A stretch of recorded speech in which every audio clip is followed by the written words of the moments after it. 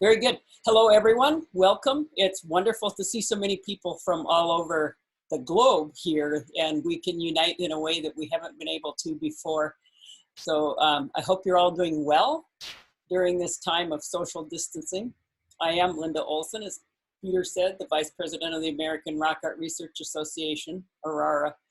I am a rock art documentation specialist, and I reside in Minot, North Dakota, where we are enjoying our long summer evenings. The ARARA board is composed of 8 elected officials, and we're going to take turns introducing the speakers for the upcoming presentations. The American Rock Art Research Association is a diverse community of members with wide-ranging interests who are all dedicated to rock art preservation, research, and education in order to communicate to a broad audience the significance of rock art as a non-renewable resource of enduring cultural value and an important expression of our shared cultural heritage. We are a 501c3 nonprofit organization. The ARARA board and this ad hoc online events committee are pleased that you've joined us today. We are planning to host more, so please stop into the website, visit us, and stay up to date on what's coming up. Also, like us on Facebook so that you get the notifications there for upcoming presentations. And the website has a lot of useful information you might find helpful and interesting as you learn more about our organization. We invite you to consider renewing, or if you haven't been a member in the past, joining ARARA. Your membership support is important to our organization. Zoom tools have the chat box that you can access from the bottom of your screen. If you can find Peter, you can send him questions there. So after the presentation, there'll be a short question and answer period. So if you hover over your screen, it'll give you the options for Zoom. And then stay tuned for the question and answer period following the formal presentation. Tonight, I'm honored to present a scholar of rock art, Karen Steelman, Science Director of the Shumla Archaeological Research and Education Center in Southwest Texas. She is also the head of Shumla's Archaeological Chemistry Laboratory, where she uses chemistry to answer questions about the past. With the National Science Foundation support, she recently constructed a new plasma oxidation instrument used to process paint samples prior to AMS radiocarbon dating. Karen received her BA in chemistry at Hendrix College in Arkansas. In 2004, she received her PhD in chemistry from Texas A&M University under the mentorship of longtime ARARA member and rock art researcher, Dr. Marvin Rowe. Karen's research interests include using chemical analysis to identify pigments used by ancient artists and to radiocarbon date rock art paintings. Thank you, folks, for coming tonight. Take care, stay safe, and enjoy the show.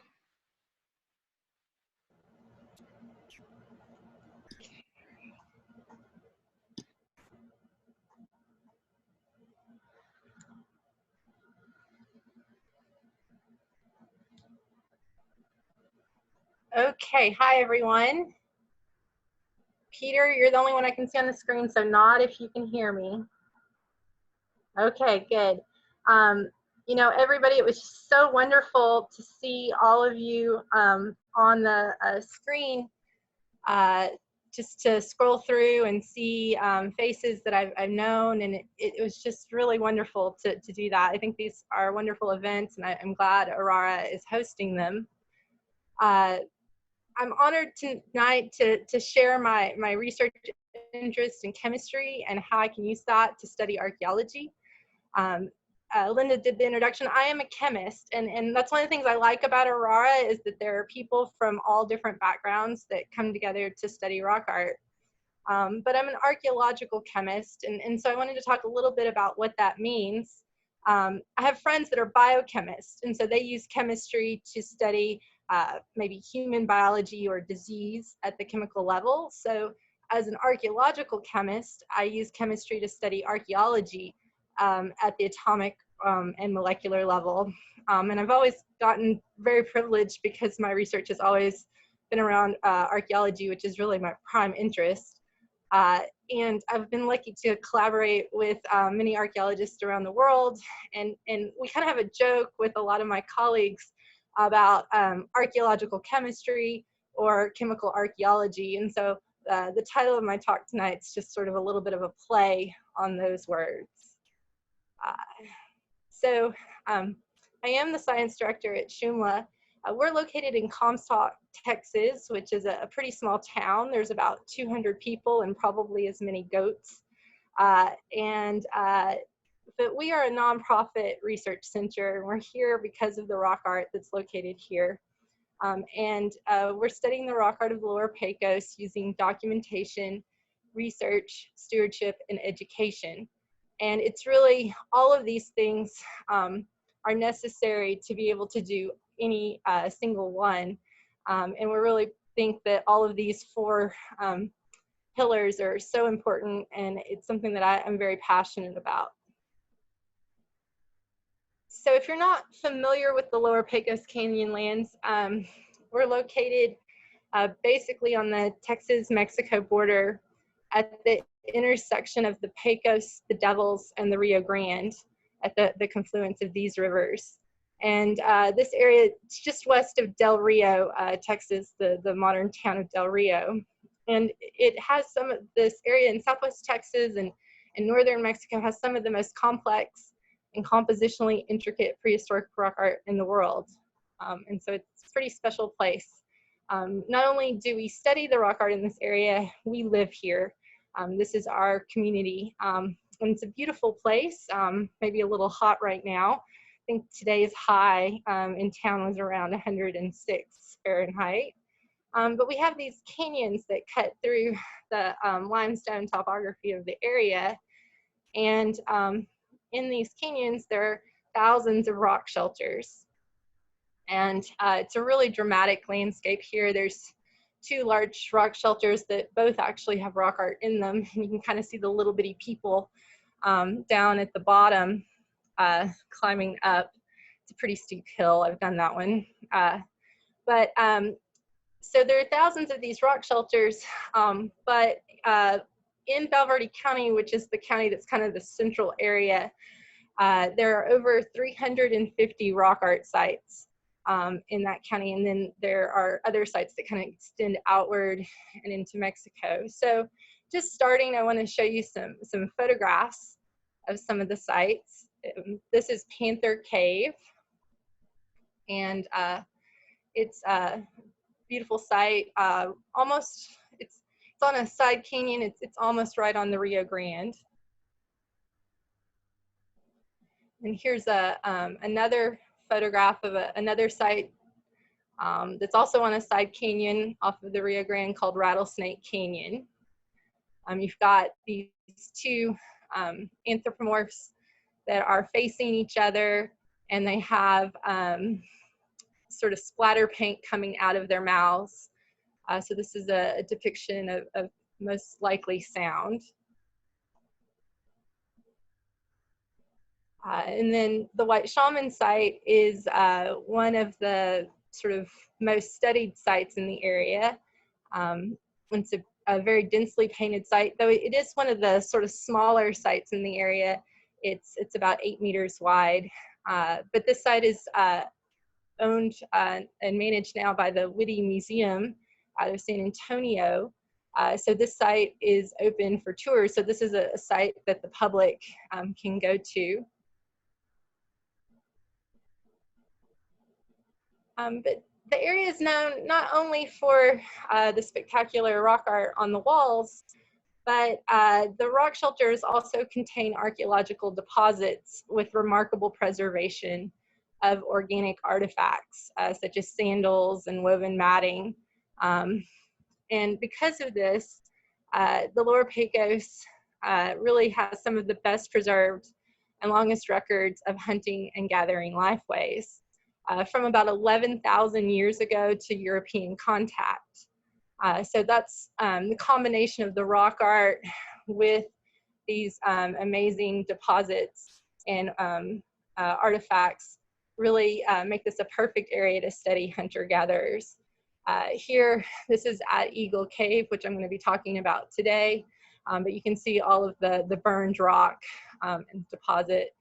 You've got a woven item here, and then you have this wonderful portable art painted pebbles, which I'm also really, really interested in. So I've showed you so far photographs of the most well-known style in the area, the Pecos River Style, but there are other styles of rock art in the area. And there's actually about 4 or 5 sort of defined categories. And as our team is going out to more and more sites, we're seeing things that don't actually even fit into those categories. So I think as more and more research is done, this is going to be expanded upon.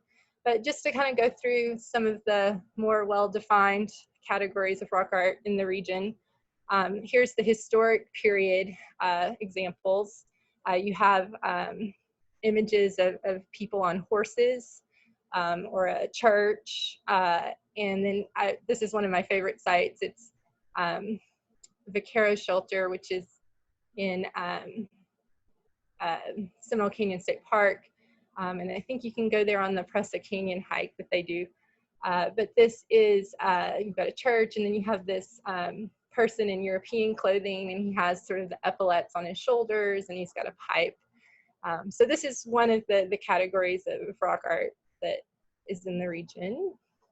And then another very beautiful style is called the red monochrome style. These are tall, sort of human-sized figures that are more realistically depicted, and they also have animals that are often, again, more realistically depicted. You have a rabbit and a turkey in this watercolor example of painted canyon or painted shelter.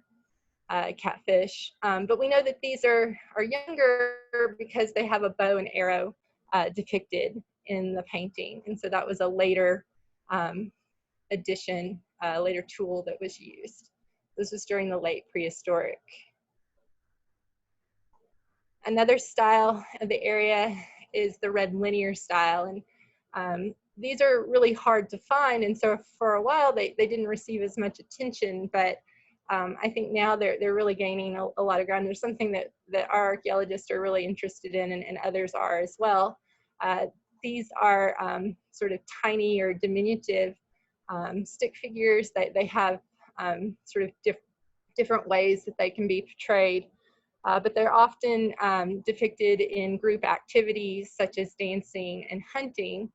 And one of the research goals that I really want to pursue in the next year is getting some firm radiocarbon dates for the Pecos River style, or the Pecos River red linear style that we see here. There's one date for the style, but there's some questions about it. But we do know that these are, when they're found with paint layering and super positioning, that these are always found underneath Pecos River style. And so the question is exactly what their age is most likely late Archaic to Middle Archaic.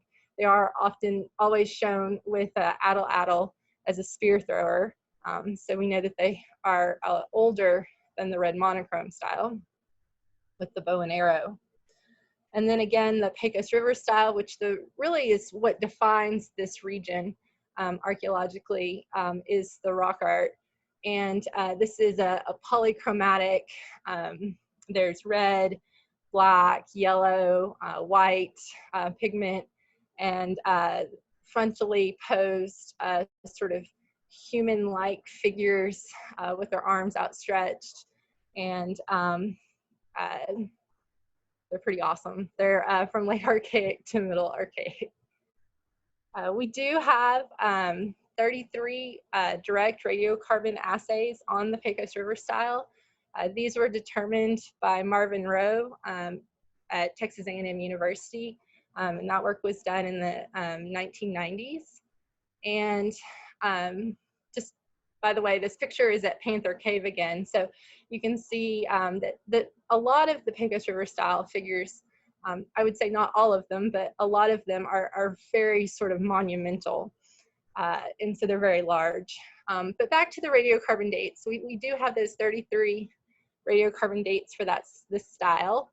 and they range from about 2700 BC to 1600 or 600 AD, excuse me, 600 AD.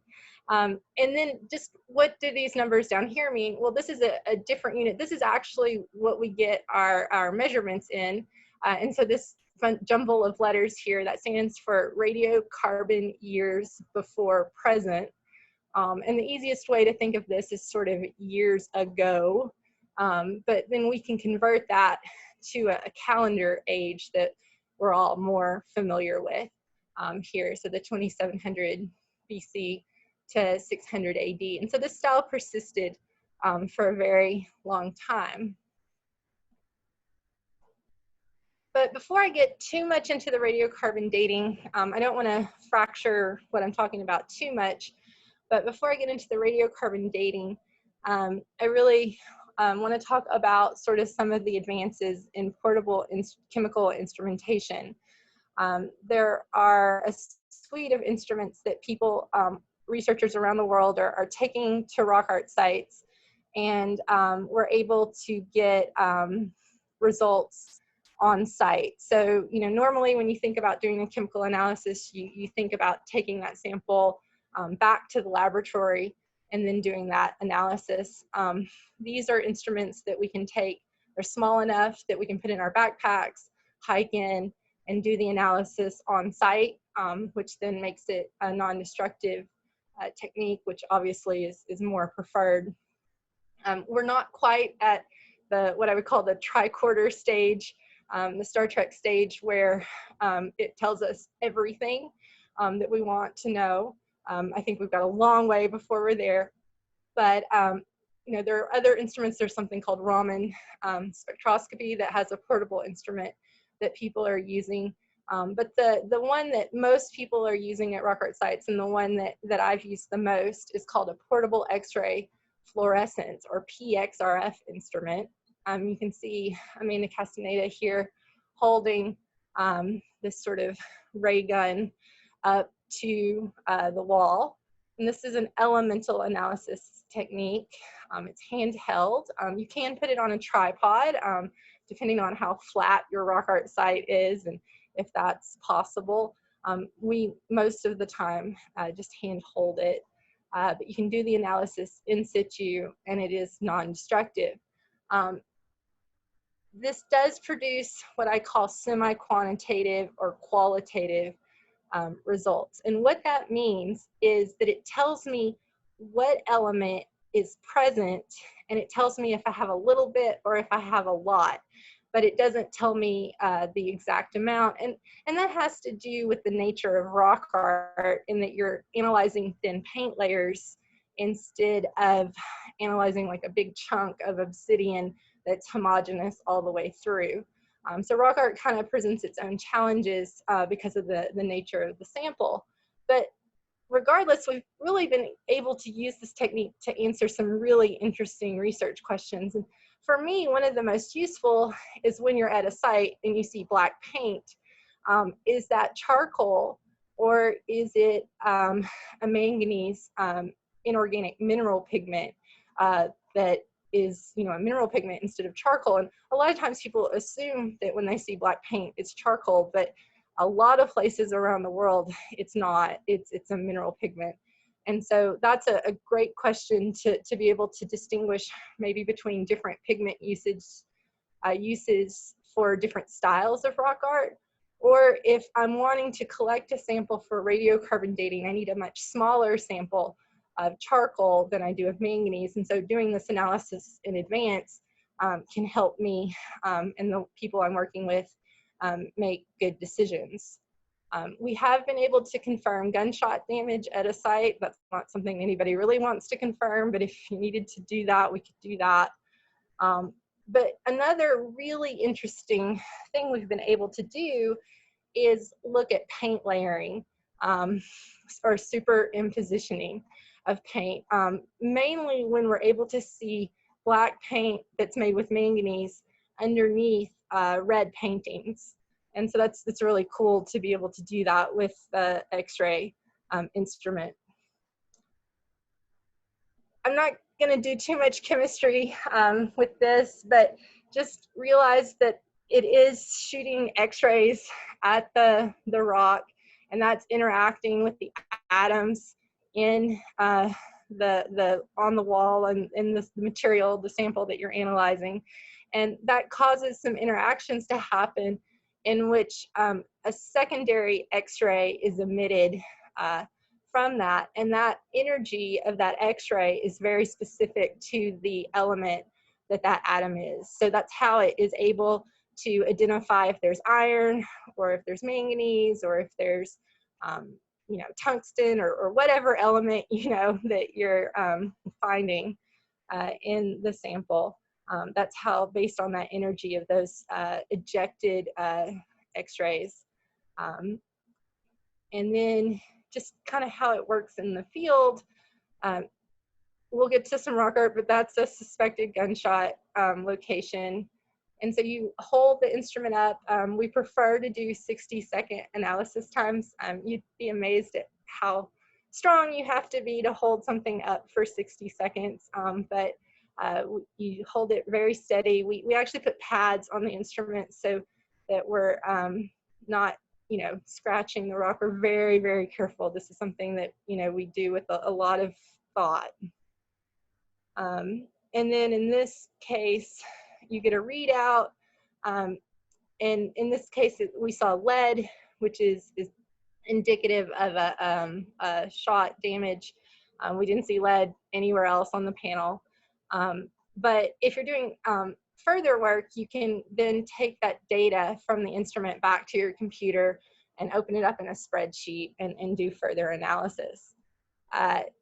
So we've done some PXRF at Rattlesnake Canyon, and this is where we really sort of tested the technique. We've actually used the technique at about 12 sites in the lower Pecos region, but where we really spent the most time sort of honing our procedures and what kind of research questions the instrument could tell us was at Rattlesnake Canyon, which is a very large shelter, maybe about 30 meters wide and very densely painted. It's pretty spectacular. And I'm not going to actually show you that data, but here, I'll go back really quick. But I will say at Rattlesnake Canyon that was where we were able to see where the black paint was painted underneath the red. And so that really helped us understand how portions of the panel were put together and how they were created. You know, did the artist leave a gap because they knew that they were going to paint a color in there, or did they paint it and then paint over it? And we were able to kind of piece that together. We do use microscopy data and macro photos and all those visual techniques as well, but sometimes you just can't tell, and so this is where the PXRF has been able to help us. And so I do want to show you some data from the White Shaman site, which, as I said, is a little bit smaller site. And we analyzed all across the panel, but there was one particular figure here, this deer with the black dots, that my collaborator and Shumla's founder, Carolyn Boyd, was interested in. And it's got these black dots in the body, and she did Dynolight, which is a little field microscope that you hold against the wall, and then it has a USB connection to it, so you can, you know, plug it into a tablet or a computer, and you can see these magnified images of the paint layering right there on site. And here's where a little bit of the rock is flaked away, and so then you're kind of seeing along that paint edge. And here you can see that the black was painted underneath the red. And so you wouldn't have thought it, but they actually painted these black dots before they painted the red deer, which is pretty amazing if you think about it. But she had a question about how many dots were actually there.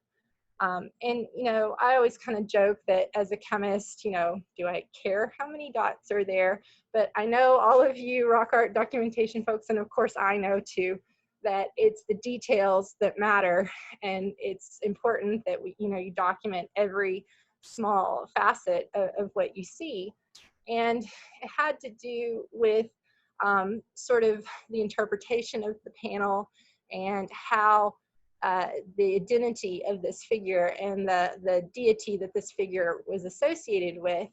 And she's done a lot of interpretive work, Carolyn Boyd has, on this site about, I don't want to go too much into it, but on the interpretive work, but the idea is that there's an archaic core of beliefs, and that it's shared with some Mesoamerican societies, and this idea that this may represent the Lord of the Dawn or the Venus or the morning star, and that deity is associated with the number 12. And so she was hoping that there would be 12 dots on this deer. Well, she could only find 11. But we analyzed all these spots, and then we were looking basically to see if there was another dot that you could not visually see. So what we did, so what this is a graph of, let's look at this graph. It's the amount of manganese. So along the y-axis, that is the amount of manganese that is in the paint. So basically we're looking for black paint, because the black paint is a manganese mineral in the Pecos River Style. We see that across, we've analyzed over 15 sites, and we see that consistently. The diamonds and the squares that are on the 0 level, that is the unpainted rock, and then areas where we knew that it was just red, like on the legs and the head, where there was no possibility, it was just red, and that did not have any manganese. So the red pigment does not have manganese in it. And then we analyzed the other 11 known dots, which are the red circles, and we could see the, the black manganese that was elevated because of that paint. The 3 X's are where we saw some discoloration, but we couldn't tell if it was a mineral accretion or if it was an actual dot. And so we looked at that spot, and we did 3 replicate measurements, and that had elevated manganese. So we were able basically to identify a 12th dot, which then led to her interpretation of the panel. We didn't know if we would find this or not until we looked. And this is an interesting example of when microscopy and macro photos just didn't answer the question, but PXRF did. So that was pretty fun. So now I want to talk about radiocarbon dating rock art, which I think is what most people sort of associate me with. First off, I want to say that we do have a laboratory here at our headquarters in Comstock. You drive by on Highway 90, and it's a little bitty town. You'd have no idea that all of this was here, but we have a nice building that we use, and we have a lab facility there. In the photo on the left, the guy in the yellow jacket in the background, that is one of my recent interns. He left in early March, so kind of right before all of the pandemic stuff occurred. But his name is Rudy Bainey, and he really helped me construct the new instrument that I'll show you at the end of this presentation. He's great, and he's actually working with well, there's about 8 of them in the room. He's working with some local high school students. So we have local high school students that come up to the laboratory and learn about rock art and learn about science and rock art dating and all the chemistry stuff, but also all the archaeology stuff, to really let them know how important the archaeology of their home is. And I think that's really important. The picture on the right is Rebecca Heyman, and she was supposed to be my intern. Well, she is my intern, but she was supposed to be an on-site intern this summer. But because of the pandemic, we're doing a remote internship with her. So she attends Rhodes College in Memphis, and so she's in Memphis right now. And I talk to her daily on video chat, and she's going to be writing a bunch of blog posts. And so as those start to come out, you know, check our social media and get on our website and see some of the stuff that Beck is doing. Okay, so let's talk about radiocarbon dating.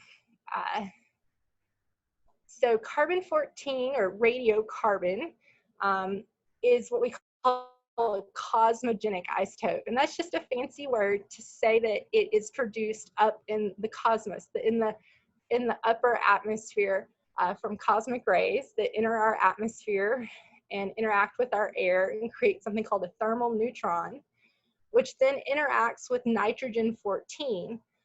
That nitrogen is the most abundant compound in the air in our atmosphere. And so this interacts with nitrogen-14 in a nuclear reaction, NP reaction that creates carbon-14, which then gets quickly oxidized to carbon dioxide. And so that is how carbon-14 is produced. It's not just already here, it has to be produced in the upper atmosphere. That carbon dioxide then quickly mixes with the rest of the biosphere. And so most of the carbon on Earth is 99% of it is something called carbon-12. So it's all carbon, it just is a different kind of carbon. 1% is carbon-13, and then a very, very small amount is carbon-14 that's produced in this process that I showed you. So we're going to be analyzing for that carbon-14. So we're already starting about looking for something that's in a very small amount. As I said, that carbon dioxide, the plants incorporate it by doing photosynthesis, and then the animals eat the plants, we eat the animals and the plants. So basically every living thing on Earth has what we call a steady state, a steady amount of carbon-14 in it as long as it's living. But then once an organism dies, that they're not interacting with the carbon cycle anymore. And so carbon-14 is actually radioactive. So it actually goes back, it turns back into nitrogen-14.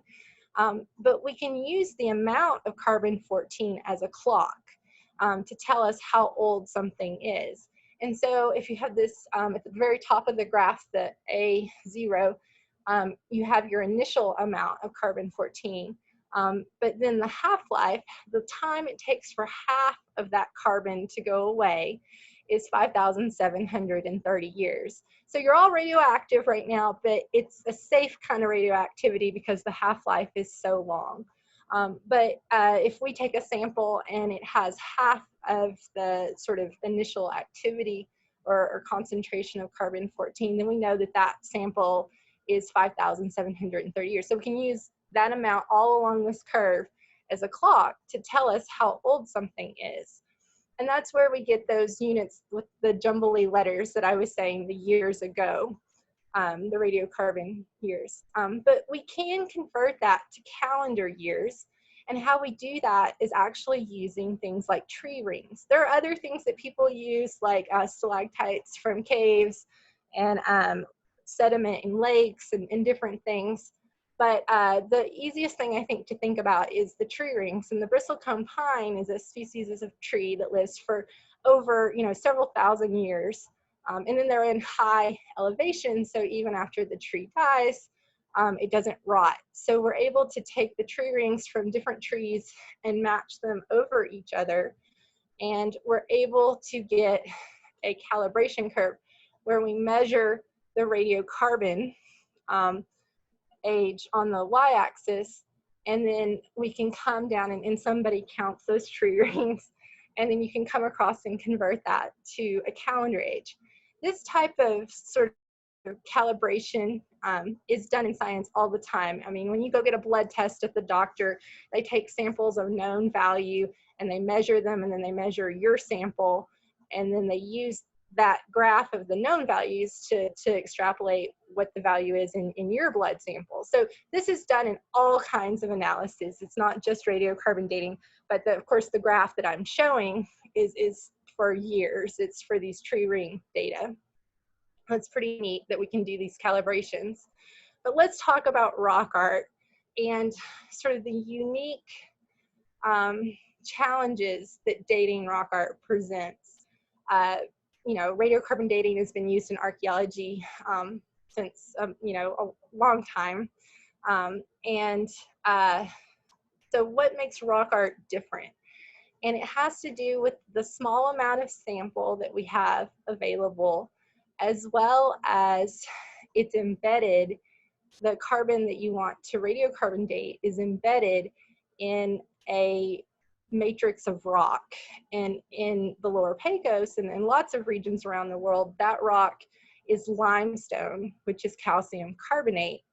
And that calcium carbonate has carbon in it. So we don't want to date the carbon in the rock. We want to date the carbon that was added to the paint when the ancient artists made the paint. So we want to know how old the painting is. So here we have a cross section. What you're looking at is like a little bitty flake of rock that's been embedded in a resin, and we polished it down, and we're looking at the edge of that flake. And so you can see the rock substrate that the painting is painted on. And then you have a paint layer. And then you actually have a mineral accretion that's coating that. And so a lot of people will tell me, well, the paintings are fading. Well, in this case, this is actually a manganese black mineral pigment, which is a rock itself, and it does not fade. The reason the paintings look faded is they're being obscured by this 50 to 100 micron mineral coating that you're having to look through. But when we take a sample for dating, we have all of this jumbled together. I think another thing that people don't always think about is that there isn't a real distinct paint layer. The paint actually is soaking into a porous rock.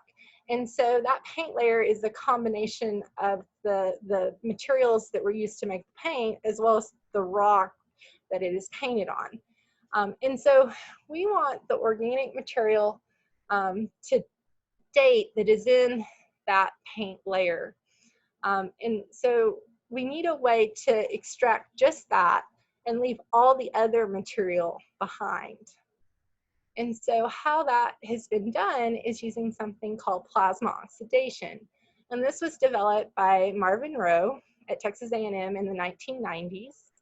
And it's a really amazing way of kind of getting around that problem that I was talking about. Because in normal radiocarbon dating, you use heat. You burn your sample at really high temperatures. But plasma oxidation, the word plasma means, in this case, a low temperature plasma, which is an ionized gas. And so here we have a thing that looks like a neon sign. It's a glow discharge. And you've got oxygen. And so in that glass tube is where you would put your sample with all the rock and the paint and all of that. And this those electrodes are connected to an RF generator, and we're able to use this electrically excited oxygen, which only reacts with the organic material in the sample and converts it to carbon dioxide, which we freeze in that glass finger on the right, and that's in liquid nitrogen. And so we're freezing that organic carbon there, and all of that calcium carbonate or calcium oxalate, any kind of minerals, the pigment itself will, if it's a mineral pigment, will stay in as a solid in that sort of glowed tube, and only the organic carbon will be converted to carbon dioxide and frozen in this glass chamber. I always say that when people think of chemists, I think they think of test tubes and beakers, but I'm more of an electronics and wrenches. I like wrenches and tools. Power tools are good too, kind of stuff. That's what we're doing here. And so then we actually use a blowtorch to seal off that carbon dioxide, and then that is what gets radiocarbon dated. And so this is a really wonderful technique for extracting organic material from rock art samples for radiocarbon dating. So when we're doing this, we do actually have to take a very small sample from the wall. And we do that with a lot of discussion. And again, we do not do this lightly, but we use sterile scalpel blades and aluminum foil, which is very clean material to store the samples in. And we do mainly take from locations in which the rock is already weathered and it is already flaking and would eventually be lost due to degradation. So here's a before on the left and an after on the right. And then you've got the little scalpel blade a little bit for scale there. So we're taking very small samples, and we're doing this. We're also documenting everything. That's obviously very important. So now that you have your sample, you also want to take a control sample. So what we call a background. So a sample of unpainted rock that is directly adjacent to where the paint sample came. So as close as you can get to the painting, and be certain that there's no paint there, that it's just a blank wall. And we process those control samples, those background samples, exactly how we would do a paint sample. And it goes through the plasma process. And we basically, when we do that extraction, we want to see nothing. We want to see insignificant levels of organic contamination in the rock, because if there is organic contamination in the rock, it's very difficult to be able to separate that in any way from the organic material that would be in the painting. And so if we get nothing in the control sample, then we're pretty certain that the organic material that would be from a binder or a vehicle that would have been added during the paint recipe would be from the painting alone and not from any kind of contamination. So this increases our success rate, that we've got to do these control samples and we hope that they're clean. So I want to talk about Eagle Cave that's in the lower Pecos. It is about a 200-foot wide opening there. And you can see a group of us hiking up into the shelter. Most of the paintings are actually on the downstream, which is the left side of this photo. But this site has been studied for many years. And there's really been some recent excavations actually at the site, which are really interesting. Steve Black at Texas State University and Charles Koenig have kind of led that excavation. And they actually have a blog post called the Ancient Southwest Texans Project. So if anybody's interested in seeing about that work, it's called the Ancient Southwest Texans Project. But there is rock art on the downstream portion of the wall. You can see somebody's hand at the bottom there. They're standing on the ground level and their hand is raised all the way above their head, so you can just see their hand. So these are pretty high up. We needed a ladder to access them. And you can see that there's a sort of a rabbit ear figure and there's speech coming out of, and that's the dominant figure. I'm going to zoom in on that. Here's the de-stretch. And he's got red claws. He's got this beautiful design in his center of his torso. And, my animation kind of got away from me there. But he has a black rabbit ear with a red outline. And then it's very hard to see the animation disappear before I realized, but there's a yellow rabbit ear with a white outline to the left of the black ear. It's very intricate. Here's a sort of a wider shot with the de-stretch along the bottom. And the black squares are from where we took our samples.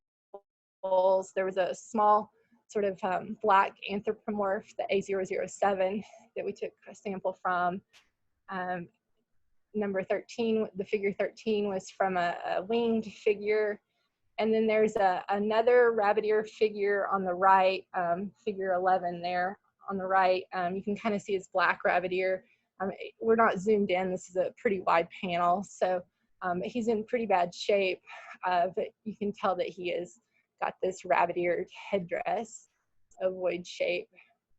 So again, you know, we're going to take our paint sample, and this is actually a cross section of the black paint at Eagle Cave, and we're going to actually do something kind of interesting at Eagle Cave, and that is that we're going to dissect this paint, these paint samples, because one of the things that's really cool about the mineral accretions at many sites, especially those that are on limestone shelters, but also occurs on sandstone, is that these mineral accretions have carbon in them that is from something called calcium oxalate, and that is from when that accretion formed.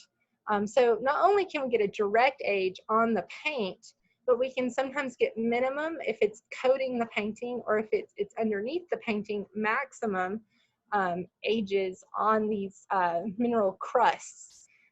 And so that's what we did, is we dissected these samples from Eagle Cave. We were able to do that. Here's one of my interns working in the lab. And we do a lot of things to the samples. You know, we look at them under a microscope and we wash them, and we do all of these processes, but all of that is in an effort to get that carbon. There's me using a blowtorch to seal off that carbon dioxide that had been frozen in that glass tube. And it's that carbon dioxide that then gets sent to an accelerator mass spectrometry lab, where they actually count the number of carbon-14 atoms and the number of carbon-13 atoms, and that ratio will tell us the age. So that's a really blown up sample. It's about a centimeter wide, that rock chunk there that you see.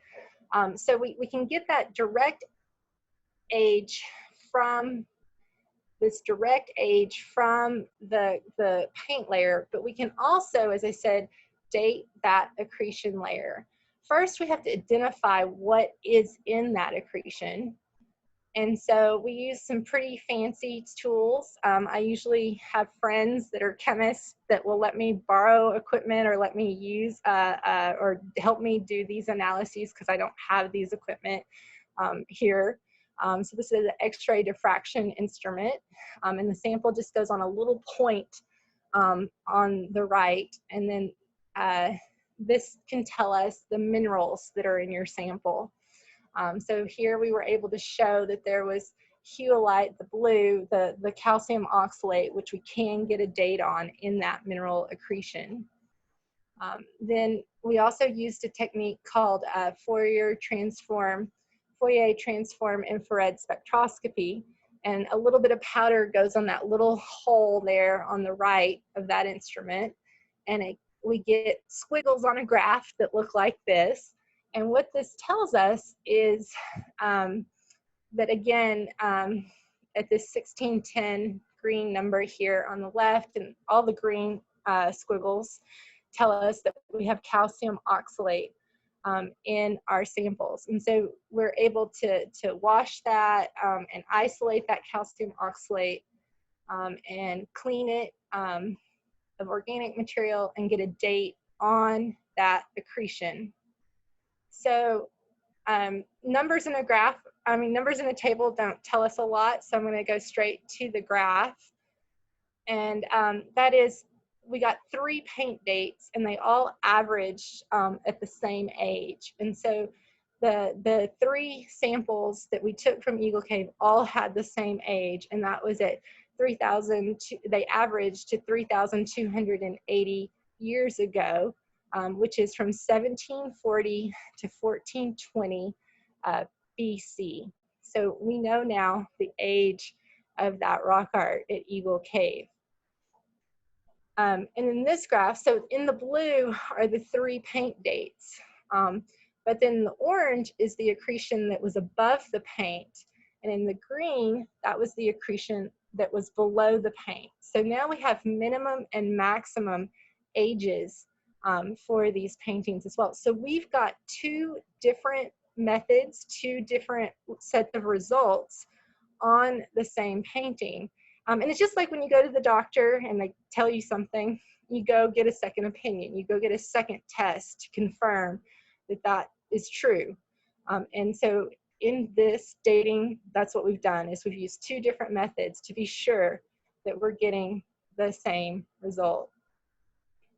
We're really interested in patterns in the rock art, this idea of rabbit ear figures, but it's not just the rabbit ear figures, it's all kinds of attributes that we're seeing over and over again in the rock art.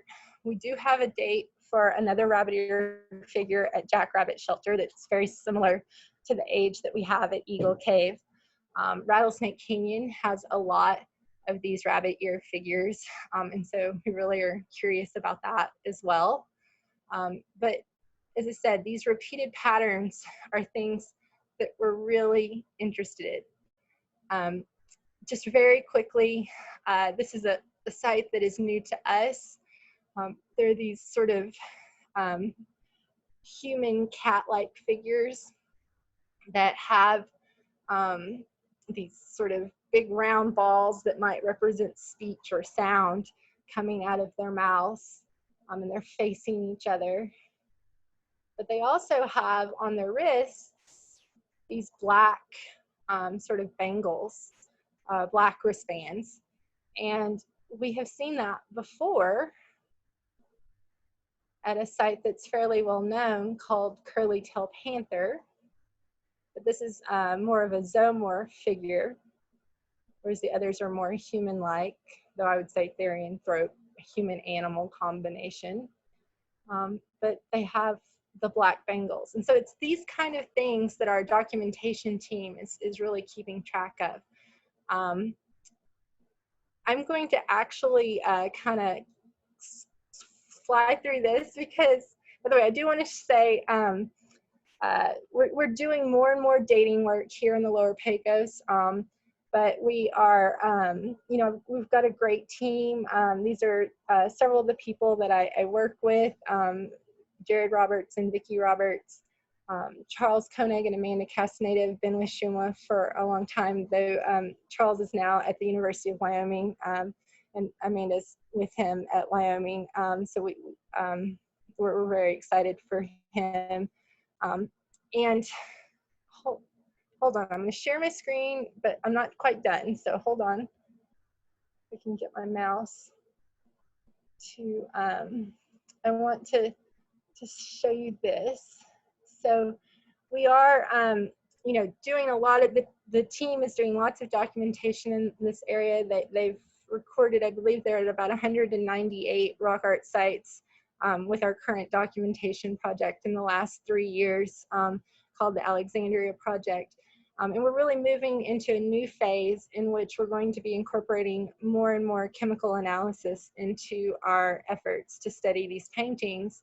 And because of that, we've just built a new plasma oxidation instrument, and it is operational. And not only will this instrument be used to date rock art in the Lower Pecos, but it will be used to, in collaborations, I've got a collaboration in Australia right now with Liam Brady, and I've worked with some of you that are on this call, I'm sure. And so this is something we're really excited about because it's going to increase our ability to date rock art, because before we were analyzing 1 sample at a time, it was slow, but now we have 10 chambers that are in tandem, and we'll be able to do 10 samples in the same amount of time it took us to do 1. So with that, you know, there's so many people to thank. There, you know, it's a very collaborative project, but I thank all of the Shumla team. And they are in the field now, but they are using precautions. They're riding, single households are riding in single vehicles out to sites, and they're wearing masks when they're on site. So we're keeping safe. And we now have in the back Tim Murphy and Audrey Lindsay, who are leading the documentation efforts, and they're awesome. The whole team is awesome, and Rich McAuliffe, Jared and Vicki. I would say please check out our social media. If you're not a Facebook person, I am, but some people use Instagram. We also have Instagram. Whatever your social media thing is, please check us out. And thank you for your attention. I'll stop now. Great, thanks a lot, Karen. That was great. So we do have a little time for questions. We've had some come in already from chat, which I'm going to share, but if anybody has a question, you still have time to put it into chat and we'll try to get to it. So let me go back over them. We had a question that asked about the people who might have created this. Any ideas about who they were, where they might be from? Were they an immediate locality from a wider area? Were they living in the rock shelters where the rock art occurs?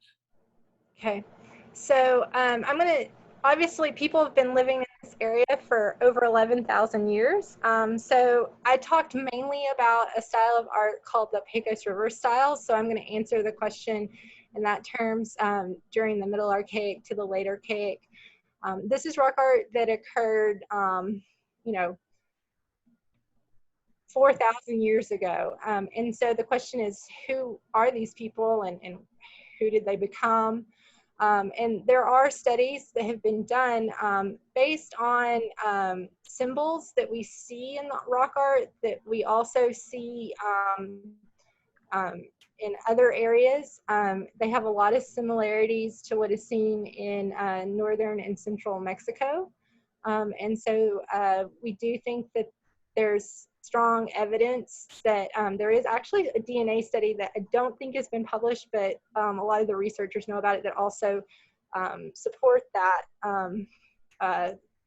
evidence that these people were related to people who are during contact period would have been in central Mexico. But these are hunter-gatherers that lived in this area. The material culture, because it is a harsh climate, the material culture, like in the deposits. I'm not an archaeologist, but I have read a lot of those reports, and I know people who are archaeologists, and they have not changed a lot over time. I mean, there's point changes and things like that, but the resources that people had to use were the same over most of that time period. Yes, there were some climate variations and so forth. I'm not quite sure if I'm answering that question, but I may have already answered it and I'm just going on and on, so. Okay, a little historical question about the technology. When was radiocarbon dating for rock art first established? When was it first used? Okay, so yeah, so going back even further, radiocarbon dating was, I believe Willard Libby won the Nobel Prize for developing radiocarbon dating in general in 1960. I think he developed it in about the late 40s, 50s, but it was not used for rock art until they changed how radiocarbon dating was done. They used to measure the beta decay off of the material. And in 1980, there was a technique that was developed that I showed a schematic for called accelerator mass spectrometry, where they actually directly count the carbon-14 and the carbon-13. And so that development in 1980 made dating small samples like rock art samples even possible. Marvin Rowe at Texas A&M and his graduate student John Russ, who are wonderful researchers, developed this plasma oxidation technique in about 1990. And the Lower Pecos was sort of the first region in which that technique was tested, which is one of the reasons that we actually want to go back and do additional dating, because a lot of those dates in the 90s were done to just see if it would even work, but they weren't always done to answer a specific archaeological question. But there are other methods that are used to date rock art besides plasma oxidation. Oxalate dating was developed by Alan Watchman in Australia, and that was sort of done about the same time. Most of that work was done in the 90s, and we've been using it here as well. Yeah, so I would say that rock art dating using the plasma oxidation technique was developed about 1990. Good. Hey, Karen, could you maybe stop sharing your screen? That way people can see you better when you're answering the questions. Okay. There we go. Great, there's Karen. And by the way, you got a lot of compliments on your presentation. But we're not done with questions. Okay. So let's hang in there and get some more. There's a question, would any of your dating techniques be applicable to petroglyphs? So I kind of blew through something at the very end. So I think that if you had petroglyphs that had coatings on them that had calcium oxalate in it, you could potentially get a minimum age that if the oxalate had grown in the sort of grooved or pecked area. But that's a very specific application.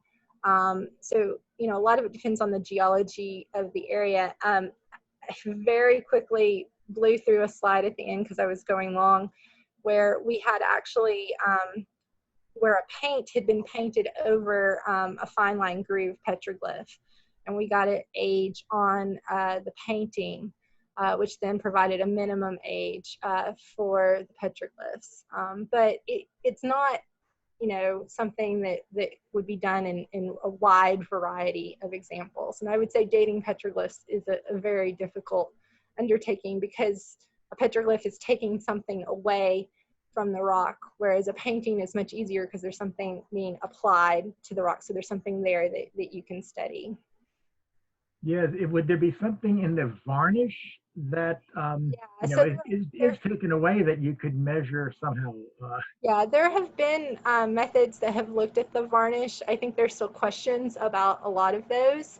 But the techniques that I talked about today, if there was any of this oxalate mineral in your sort of, that wouldn't be what I would call a varnish, but in a mineral growth, then you potentially could do that. But there are other people who look at the ratio of different salt ions as they migrate to the surface and things like that. But there's problems with calibrating that to an actual age. And then how a lot of that is due to water action. And so what face of the rock it's on and how that affects that becomes, it's a lot more difficult to do.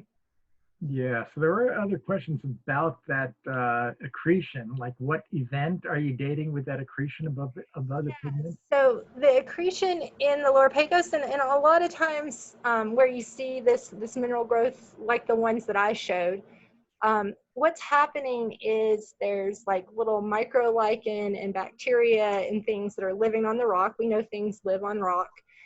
And they are excreting oxalic acid as a byproduct. And then that is precipitating out as a calcium oxalate. And so the age of that accretion, and then they die and the organic portion of them sloughs off, but that byproduct waste that they excreted out is left on the surface of the rock. So that is actually dating the formation of the accretion, because those microorganisms are pulling that carbon from the air. And that's been studied, and we know that that's what is happening. And so that accretion is dating when it formed. So if you've got accretion, paint, and then accretion, you're getting a maximum age and then a minimum age. Yeah, so you basically dissect it and make sure that you're taking your sample from each yeah, section. we do it all under the microscope. It's pretty tedious work, you know, but it's I actually like that kind of stuff. It's fun. Yeah. Does it affect the portable XRF in terms of determining pigment composition when you have an accretion? Yeah, X-rays. X-rays are pretty powerful. They can, you know, penetrate through things to a certain distance. But yes, that's going to be something that you're seeing the material that's in that accretion, as well as what's in the paint. As well as what's underneath, often the paint, because the X-rays can penetrate about 200 micrometers, which is usually thicker than an actual paint layer. And so you have to think about that when you're doing your PXRF analysis. I think that the accretion would be more of a problem if you're doing something like I was talking about another toy that people are using is something called portable ramen. And that uses light, visible light. And so that's not going to be able to penetrate as deep into your material like the X-rays. Okay.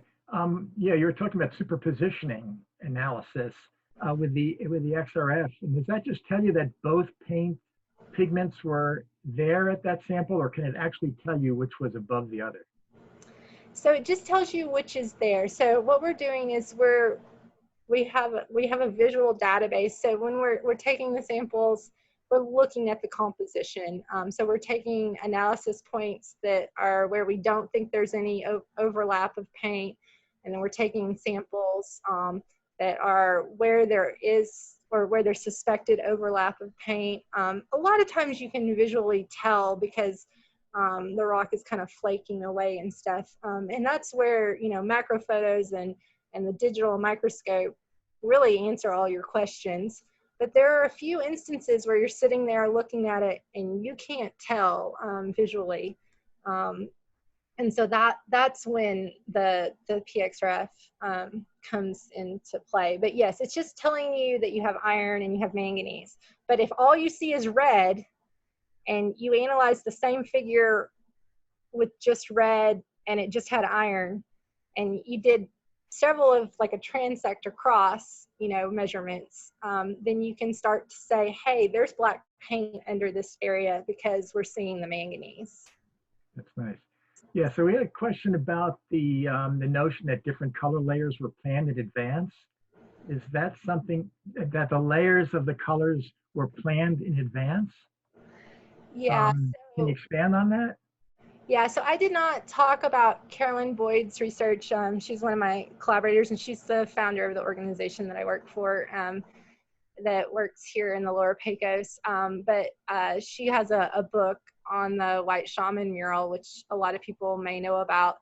But she took, and I was privileged to get to help with that data collection.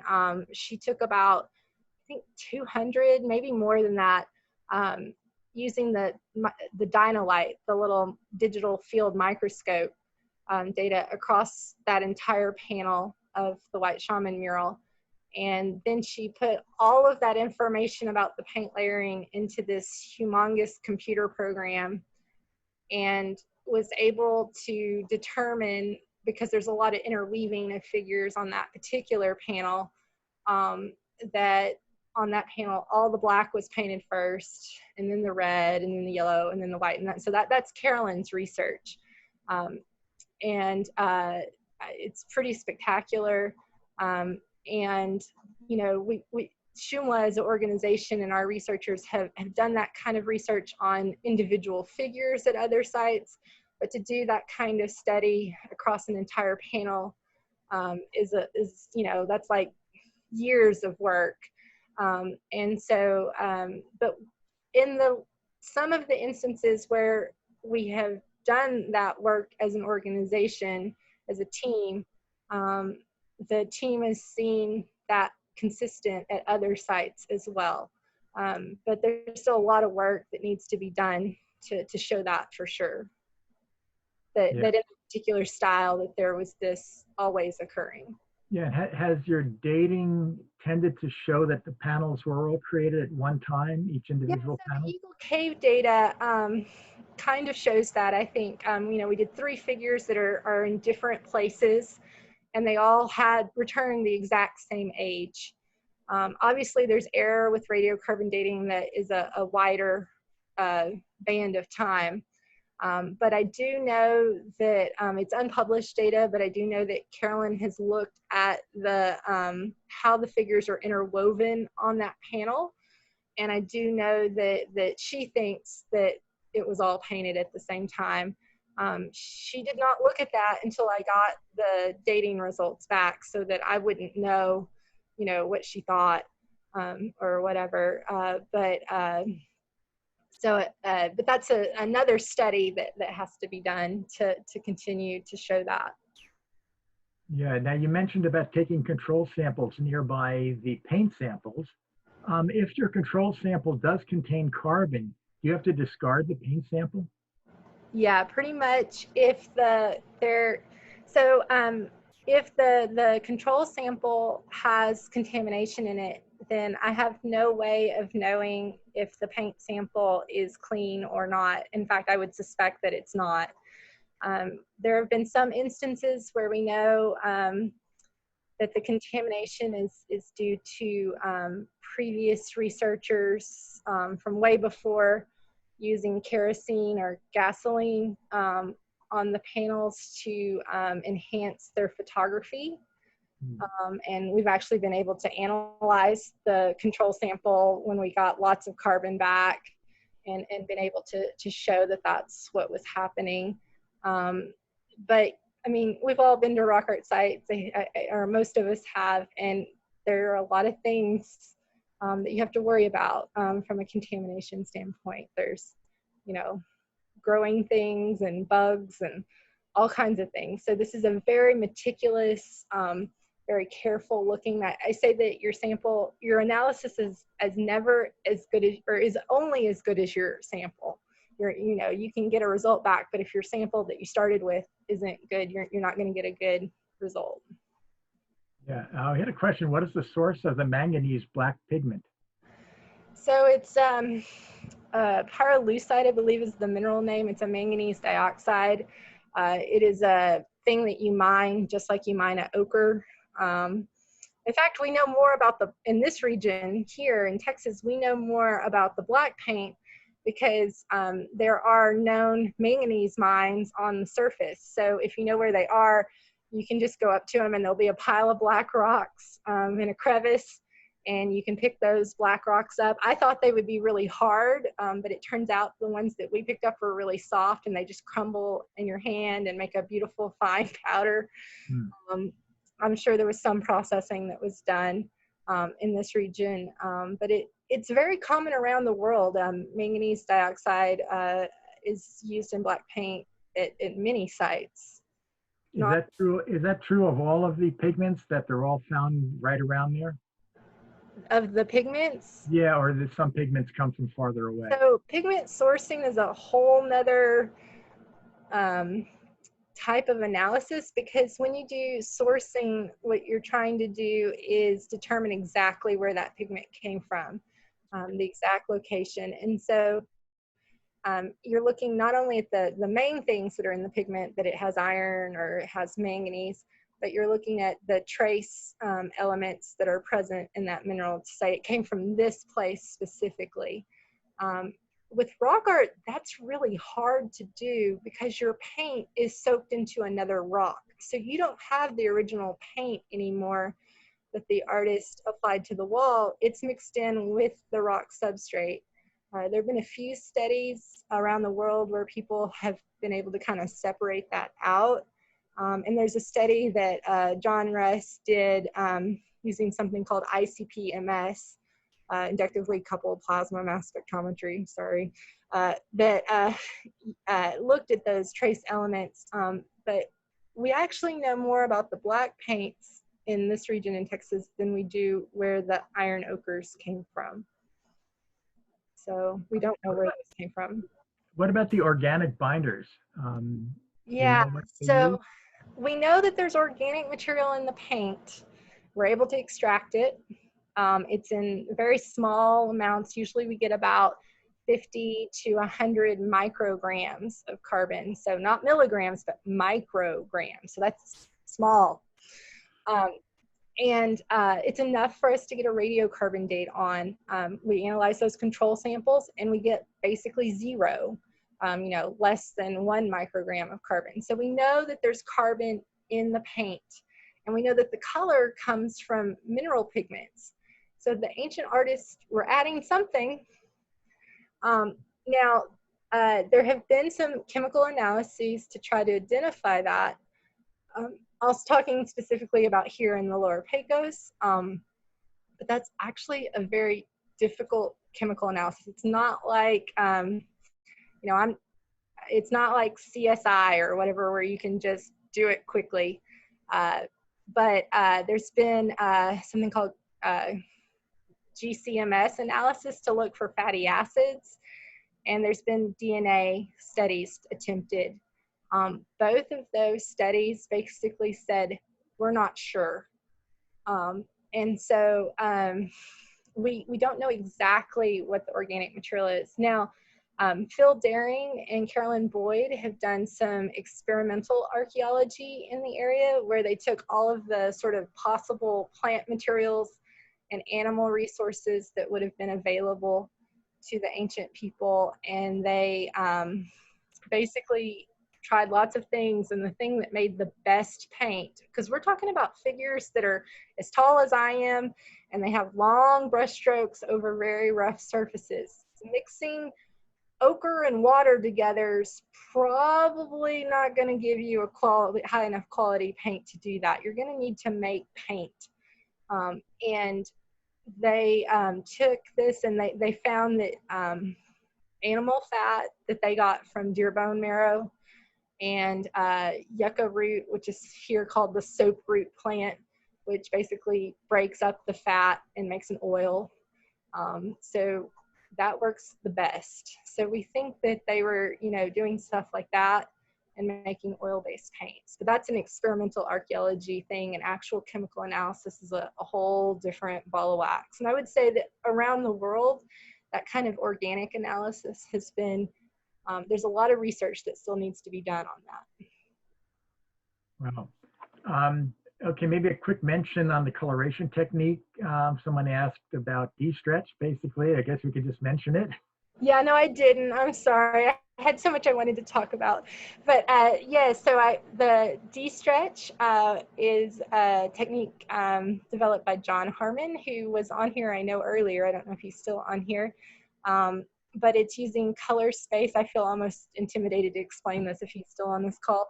But it's basically mathematically converting one color to another color that we can see better. And that's totally probably not exactly accurate.